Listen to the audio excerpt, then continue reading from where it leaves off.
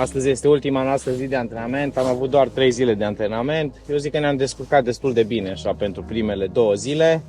Ieri am dat numai la vertical jigging, astăzi o să facem exact opusul și o să pescuim la jiguiala clasică, dar vom pescui tot așa cum se pescuiește primăvara, în special la șalău, și anume cu năluci mai mari, năluci cu brație mai puternică, gen Ohio de 10, de 12, basul de 12, poate un turbo twister, copitourile de 5 inch, de 12 cm, deci năluci cu portanță ceva mai mare în apă, care se fac simțite de departe, pentru că asta caută șalei în perioada aceasta, năluci mari, corpulente, voluminoase, care fac multă gălăgie sub apă. Poate culori vii, dar sincer să fiu n-am observat cum că le plac culori mai vii sau culori mai naturale. Am prins deopotrivă și pe culori naturale și pe culori vii.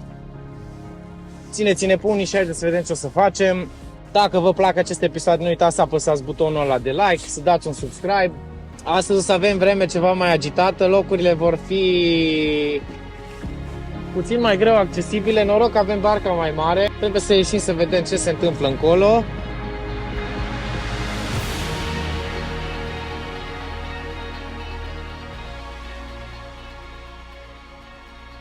And there is fish, you see? Yeah. Yes. The same as yesterday, 6 meters. But I want to try the shallow first. Then we come out, maybe we do some zigzags or something like that. Or maybe we fish exactly on the edge, cast this way and that way. Big fish. I'm not sure this is fish.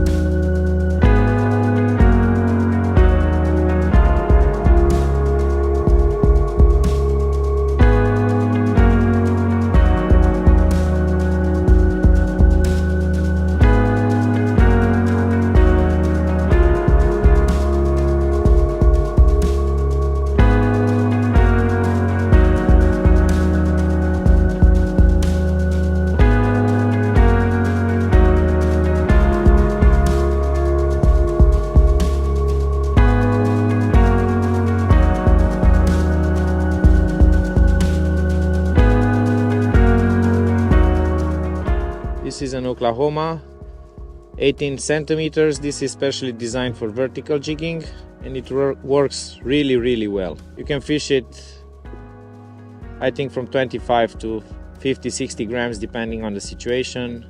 I usually set up one treble for the stinger and it's more than enough because it's really easily absorbable.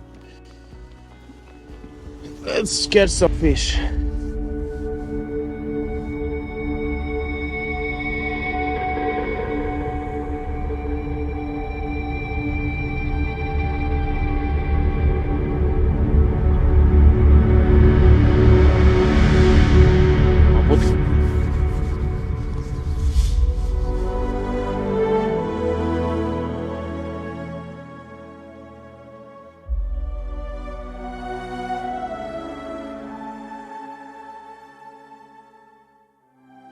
Yes, it's a big one.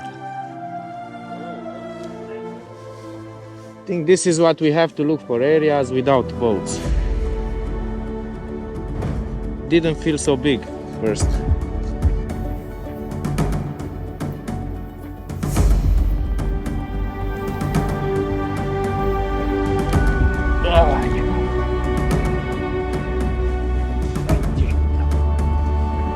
Ce șalei frumos.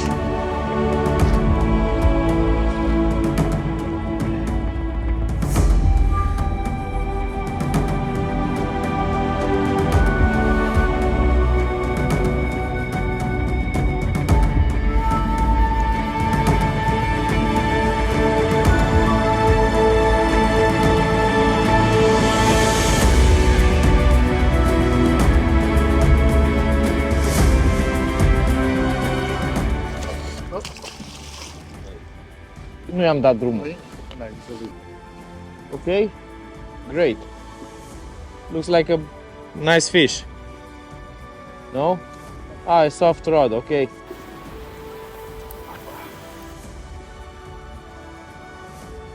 pare că Ohio ăla mare de 12 cm jumate este îndrăgit de acești șalei. Deci lansăm pe toate părțile, suntem aproape de un prag, dar să știți că șaleii nu dau pe prag. Șaleii dau exact pe întinsură, pe pământ moale, ca să nu zic nămol.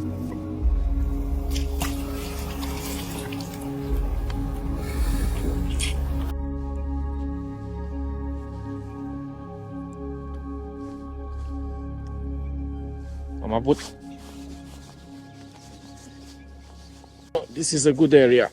În sfârșit am găsit o zonă. Tot plimbam pe marginea unui prag. Nu e nici ăsta mare. În căutare de zone productive. Am găsit una productivă, dar n-am prins decât un șalou mai frumos, mai îmbrăcat. Nu mă zic că o să prindem și unul sau doi mai mari. Se pare că zona este bună și ce e mai important este că suntem doar noi pe aici. N-am mai văzut alte bărci. Cred că asta va trebui să căutăm și pentru concurs. Ne deplasăm foarte încet, cam cu 1 km pe oră și în funcție de asta mai vedem semnale pe sonar și avem prezentări. Pescuim cu gramaje mai mici. După cum vedeți, trafic super mega intens. Pescuim cu gramaje mai mici, în așa fel încât să cadă foarte încet spre substrat.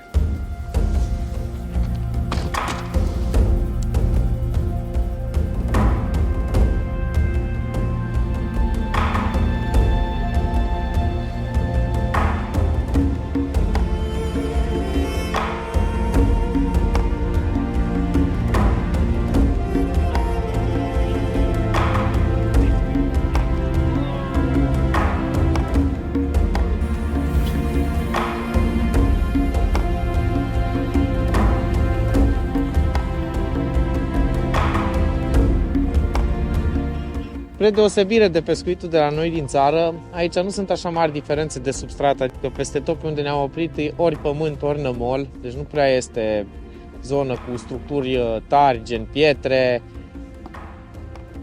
comparat cu locurile de la noi unde găsești tot felul de cimenturi, de ciment, beton, pietre.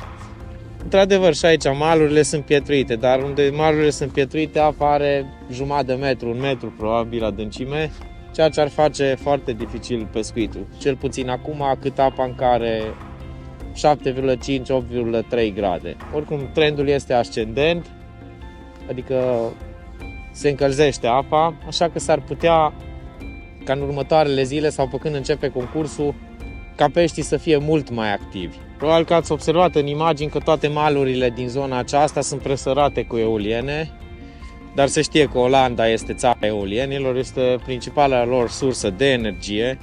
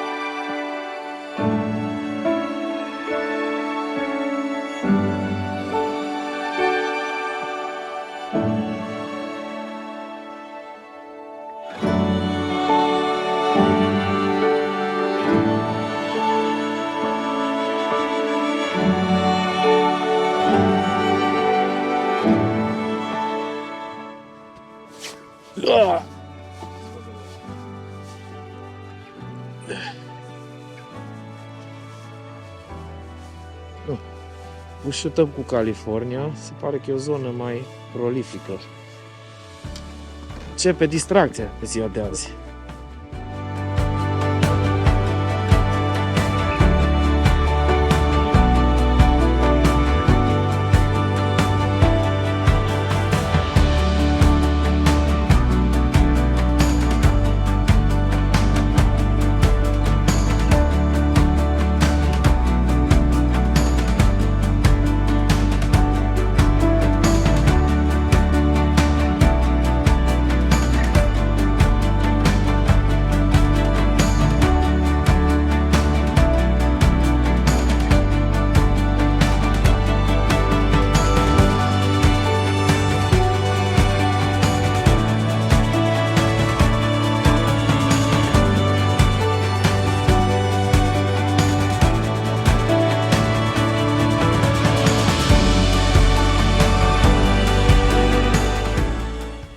Ne confruntăm cu o situație nasoală.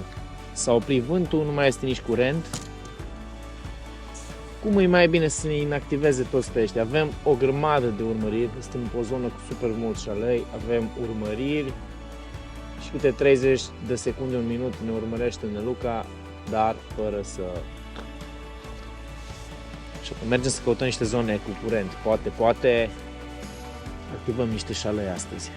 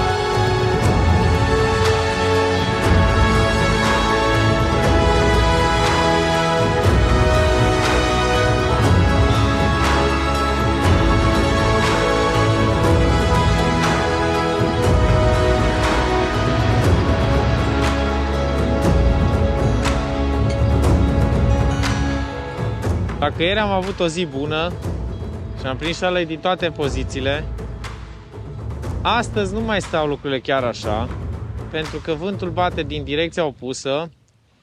Ieri a fost, cred că reflux îi zice. Nu prea am cu termenii ăștia cu flux și reflux, dar ideea este că ieri curgea apa destul de tare spre mare, deci marea se retrăgea.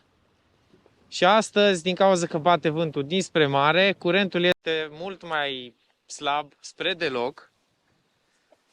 Și pe lângă acest lucru, s-a pornit și un vânt nimicitor, care ne face treaba mult mai dificilă. Cred că mai dăm câteva lanseuri, după care cred că întindem și noi spre zona unde suntem cazați și mai pescuim câteva mâini în la podul din apropiere. Cogut nu mai poate de frig, săracul. Cipri îmbrăcat bine, el n-are treabă. Plus că a stat după parbriz toată ziua. Așa. Dar peștii nu mai răspund clar cum răspundeau ieri. Deci aici condițiile se pot schimba de la o zi la alta, de la o oră la alta. Într-adevăr am găsit apă limpede peste tot pe unde am fost, dar condițiile sunt devastatoare.